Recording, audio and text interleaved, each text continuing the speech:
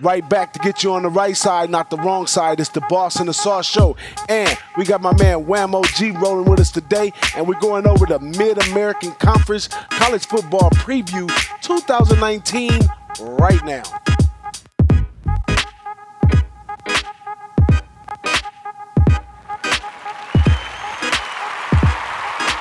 Let's go, y'all. Northern Illinois Huskies right here in the MAC Conference College Football Preview 2019. Let's get it popping. Now, last year they went 8-6, 6-2 in the conference. Not shabby at all. And they get a first-year coach right here, Thomas Hammock, and he gets back 5 on offense, 6 on defense, which is not too bad. He got his hands full right here. He gets back a quarterback, wide receiver, left guard, right guard, and also a right tackle on offense. On defense, he gets a group of linebackers, a nose guard, and also 2 safeties. So he's pretty much covered on every level of the field. This is some of these first-year coaches outside looking in, looking at the tape, all that kind of stuff. They step right in here. They do a really good job their first year coming out. I think this guy may be able to go back to 8 wins for this team. Maybe in his first year. Second year, he may take a little time to regress and regroup his thing because he's going to be heavily recruiting and more stuff like that. But this team draws a fairly decent schedule. Outside the conference, they see Utah, Illinois State, Nebraska, Vanderbilt, and in the conference, they also have to see at Ohio, at Toledo, at Miami, just to say the least right there. But this team is coming off a basically kind of balanced season from last year, but it was a little upside down. They averaged 20 points a game on offense. They gave up 22-point game on defense. They have to slow down some of the passing, and maybe these returning safeties could help them out in the passing game right here, get a couple wins, or at least get back to that 8-6 plus a bowl game. What you guys think about this one, Wham? Yeah, I'm really looking into the NYU to come off of a great MAC championship, going into this year maybe on a downhill.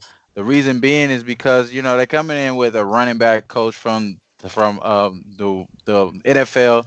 He was a running back coach for the Baltimore Ravens, and Tom Hammerich.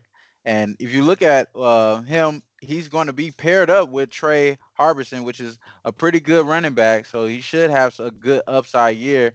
But you look at as far as like what they're already trying to do as far as the running back, the quarterback situation, I feel like they're already causing some sort of commotion and within the offense. I don't think they're really thinking everything through. They're having a quarterback competition with Ross Bowers.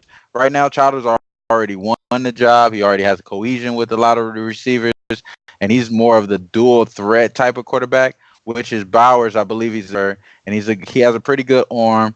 He's inaccurate at some times, but he makes the right throw at the right time. One of those typical gunslinger type of players.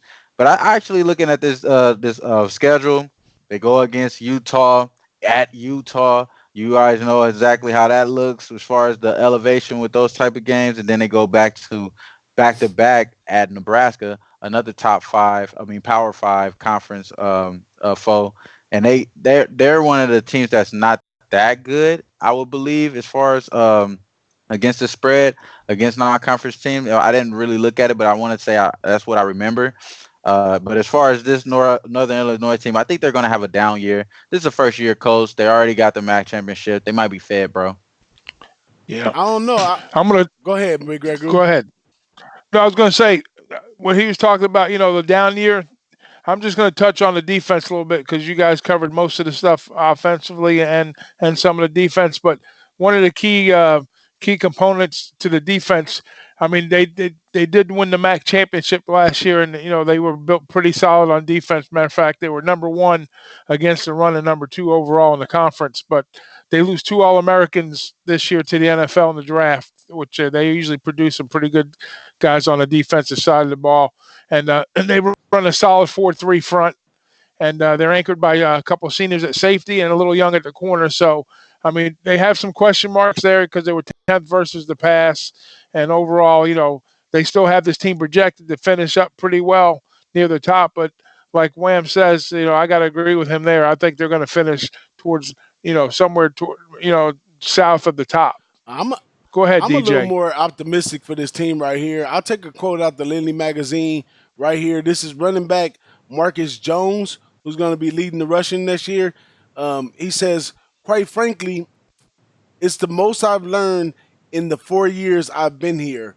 It's probably the hardest I've been coached ever.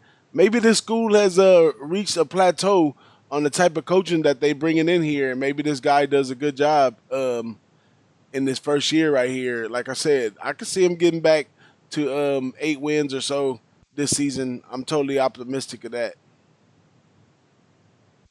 I think you're right. I think you're right, Big Ragu. I think you're right as well, boss.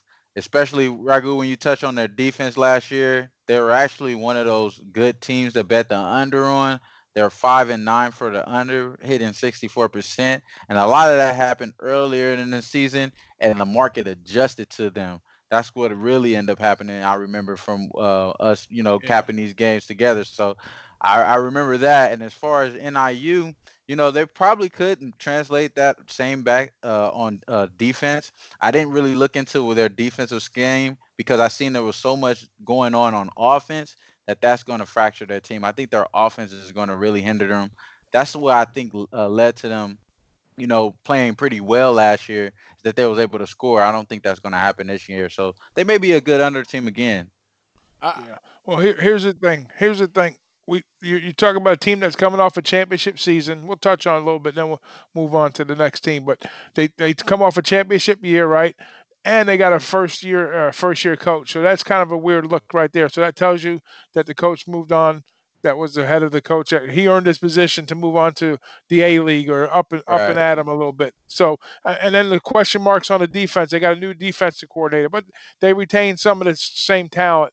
So overall, there's a lot of question marks going on this team. So just in that alone, they could hold it together, like DJ's thinking and like you're thinking a little bit. But for me, I'm just thinking that they're going to be a step behind this year just because of the new implementations of the program. Not to say talent wise, but just maybe the new coach's scheme of doing things. well, we all know that college football is a game of the system, not always the players. But in this spot right here, these players are pretty talented. Returning champs right here. Maybe they just a little better than the people that they play against in the conference. They went what is that, 6-2 last year in the conference. So I don't know. I'm gonna give them another 6 wins in the conference, 2 wins out the conference. Let them get 8. But that's just me. That's it right here on the Boss and the Sauce show. Is that it for us, fellas, on Northern Illinois? Yeah, I'm good. There it is there. Yes, sir. So we out of here. Off to the next team. Peace.